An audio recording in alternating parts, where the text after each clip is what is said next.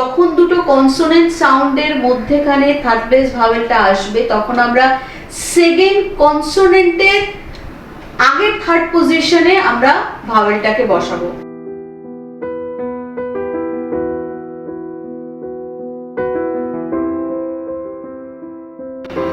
Welcome to Chowdhury shorthand college and Afflatus foundation. আমরা আগের দিন তোমাদেরকে দেখিয়েছিলাম যে ফার্স্ট প্লেস ভাওয়েলটা ড্যাশ যে পোর্শনটা রয়েছে মানে লং অ এবং শর্ট অ, এটা অবধি আমাদের পুরো শেষ হয়ে গেছে। তো আজকে আমরা শুরু করব থার্ড প্লেস ভাওয়েল। তোমাদের একটা কথা বলি, থার্ড প্লেস ভাওয়েলটা কিন্তু সব থেকে সোজা, মানে ভীষণ সোজা। এটা মনে রাখাটা কিন্তু সত্যি খুব সোজা। একটু কঠিন হচ্ছে ফার্স্ট প্লেস আর সেকেন্ড প্লেসের একটা পোর্শন রয়েছে যে দুটো একটু গুলিয়ে যায়, কিন্তু থার্ড প্লেসটা কিন্তু সেরকম গুলিয়ে যাওয়ার কোনো ব্যাপার নেই, এটা কিন্তু বেশ সোজা। এখানে শুধু তোমরা খুব সহজভাবে যেটা মনে রাখতে পারবে সেটা হচ্ছে, একটা হচ্ছে আমাদের লং ই, একটা হচ্ছে আমাদের শর্ট ই। এই লং ই আর শর্ট ই মানে অর্থাৎ আমার ই ভাওয়েলটাই রয়েছে, কিন্তু একটাতে আমরা ইটাকে একটুখানি টেনে একটু লম্বা করে বলছি, আর একটাতে আমরা একটু ছোট করে বলছি। তাহলে এই লং ইটা যেটা হবে সেটা হবে হচ্ছে আমাদের heavy dot,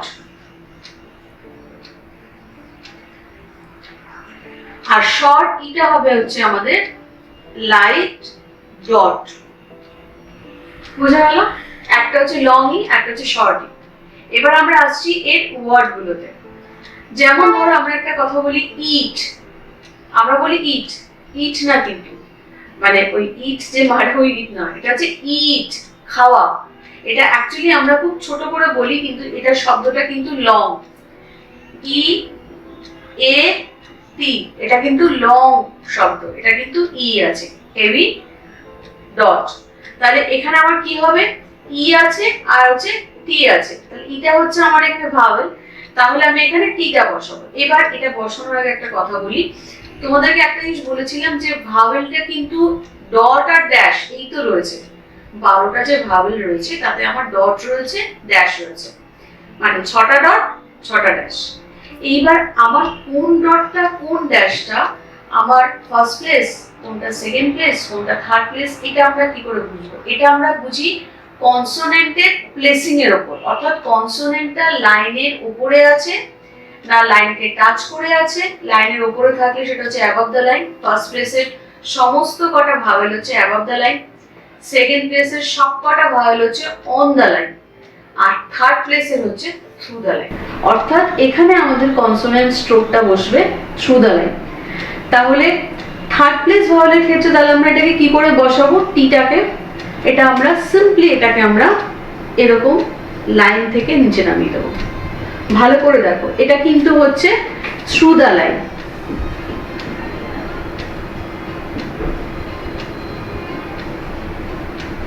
through the line.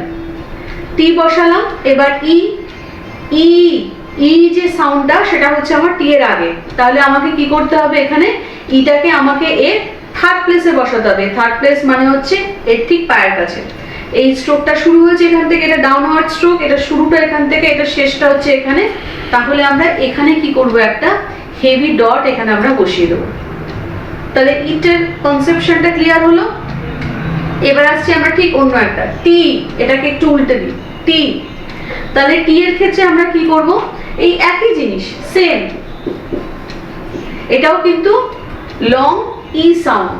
এখানে আমরা কি করছি, টিটা লিখছি, তাহলে ইটা পরে আসছে, তাহলে আমরা এটা এখানে বসাচ্ছি হেভি ডট। এরপর আসছি, যেমন ধরো আরেকটা বলতে পারি ইচ, ইচ, আমরা কিন্তু ইচ ইচ বলি, ইচ ইচ নয় কিন্তু, এটা কিন্তু each, E A C H. এই সমস্ত কটা ওয়ার্ড আমি এক্স্যাক্টলি তোমাদের বই থেকে বলছি, কারণ যাতে করে তোমরা এটা দেখার সময় যাতে তোমরা বইটাকে ট্যালি করতে পারো, তোমাদের যাতে বুঝতে সুবিধা হয়। তাহলে ইচের ক্ষেত্রে কি হচ্ছে, আমার চে সাউন্ড আসছে, তাহলে আমি কি করব, চেটাকে এরকম ভাবে থ্রু দ্য লাইন লিখে দেবো। আর এটা যেহেতু আগে আসছে তাই আমরা এখানে একটা হেভি ডট দিয়ে দেবো, হয়ে গেল। তাহলে ইট, টি, ইচ, এই ব্যাপারটা বোঝা গেল যে এখানে আমরা একটা লং ই সাউন্ড। তাহলে থার্ড প্লেস ভাওয়েলের ক্ষেত্রে আমার হচ্ছে থ্রু দ্য লাইন হচ্ছে থার্ড প্লেসে আমার ভাওয়েলটা বসছে। এইবার এখানে আরেকটা নতুন কি বলবো অ্যাঙ্গেল আছে, এই অ্যাঙ্গেলটা কিন্তু আমাদেরকে একটু ভালো করে বুঝতে হবে। এখন আমরা একটা নতুন জিনিস একটু ভালো করে বুঝে নিই থার্ড প্লেসের ক্ষেত্রে, এটা খুব ইম্পর্টেন্ট। একটা হচ্ছে ওয়ার্ড পেলাম, সেটা হচ্ছে ফিড। তোমাদের বইতে আছে এই ওয়ার্ডটা, ফিড। ফিড ই কিন্তু সেই লং ই সাউন্ড, মানে কোন খাওয়ানো, ফিড।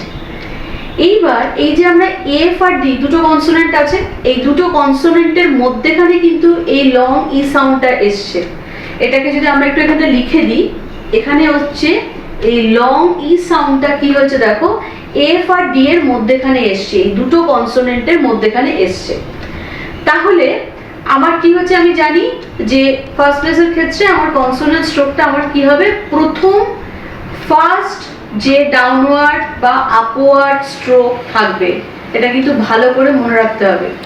থার্ড প্লেস ভাওয়েলের ক্ষেত্রে প্রথম যে ফার্স্ট যে ডাউনওয়ার্ড বা আপওয়ার্ড স্ট্রোক থাকবে, সেই স্ট্রোকটাকে আমরা কি করব, থ্রু দ্য লাইন লিখব।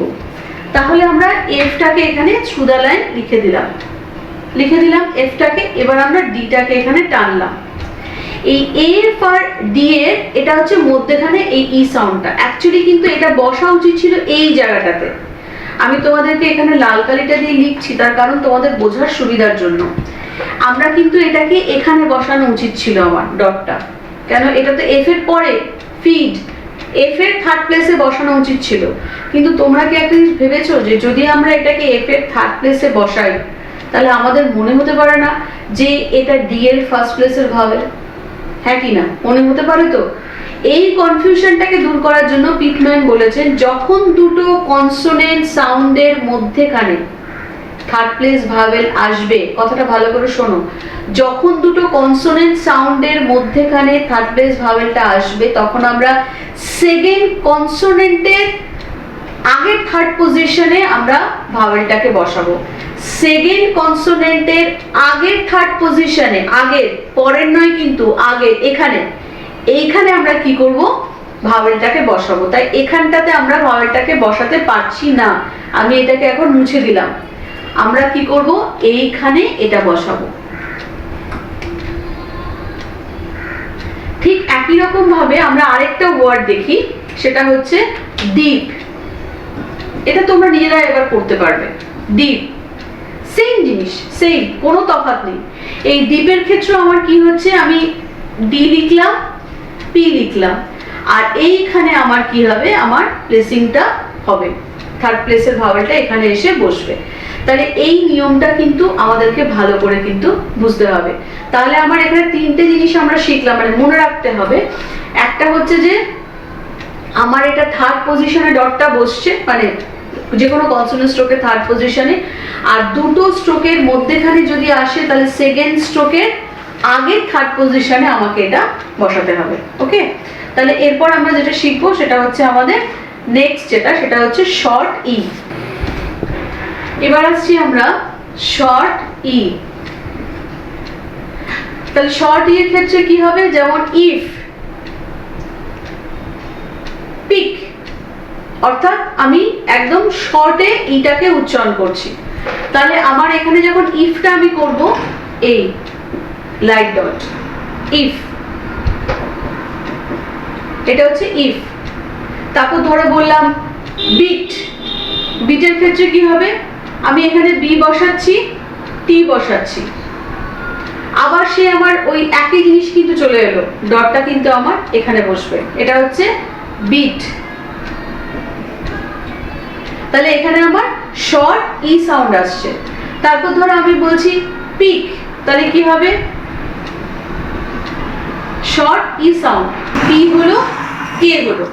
এবার পিক বলেছি, তার মানে আমাকে কি করতে হবে, সেকেন্ডটার বিফোর কনসোনেন্ট, এই এখানে আমাকে এটা বসাতে হবে, পিক। তারপর ধরো আরেকটা বলতে পারি কিড,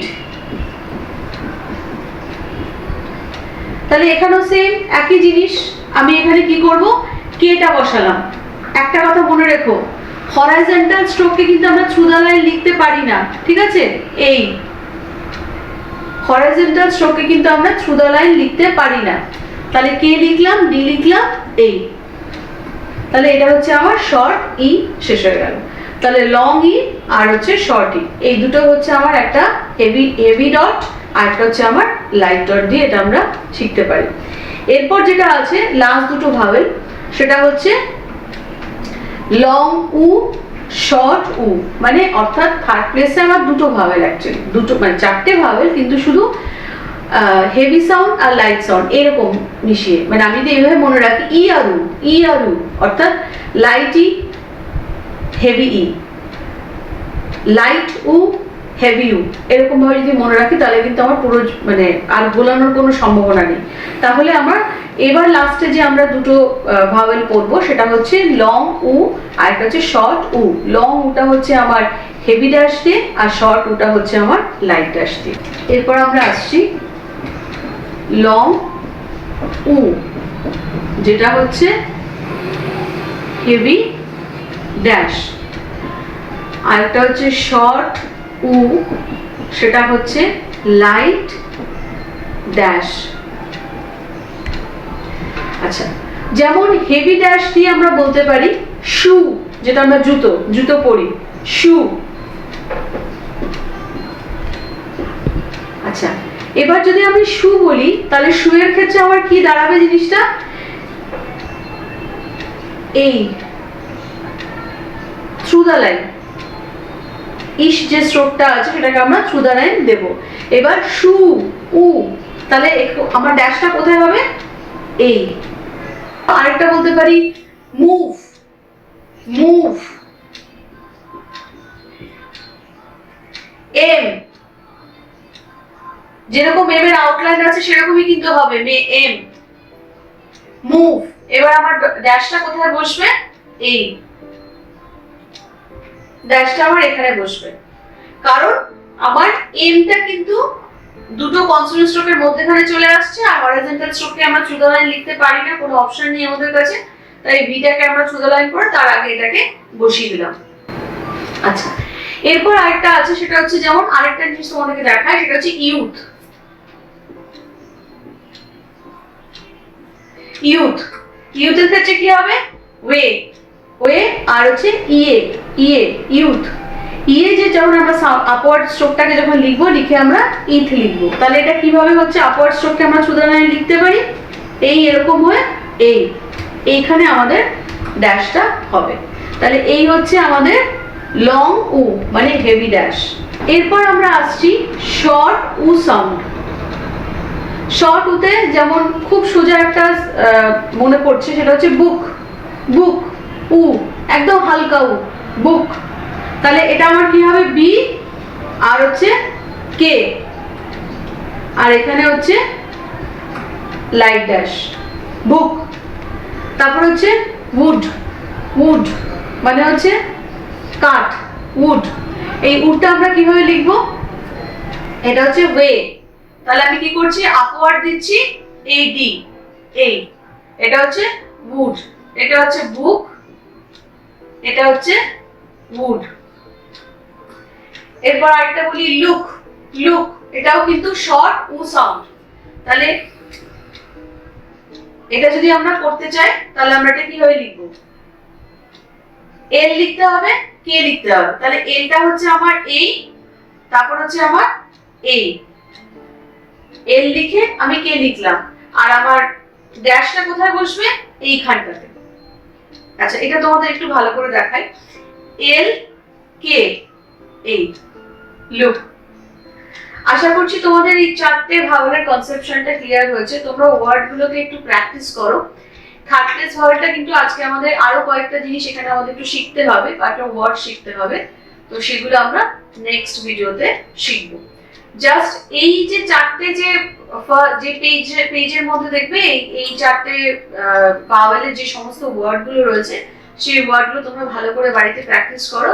প্র্যাকটিস করতে গিয়ে দেখবে তোমাদের কিছু কোয়েশ্চেন মনের মধ্যে আবার অ্যারাইজ করবে, তখন আমাদের প্লিজ একটুখানি কমেন্ট করে জানিও, তাহলে আমরা তোমাদেরকে আনসার দেওয়ার চেষ্টা করবো। আর নেক্সট ভিডিওতে আমরা এই পোর্শনের বাকি যে অংশটা রয়েছে সেটা আমরা শিখে নেব। Thank you so much.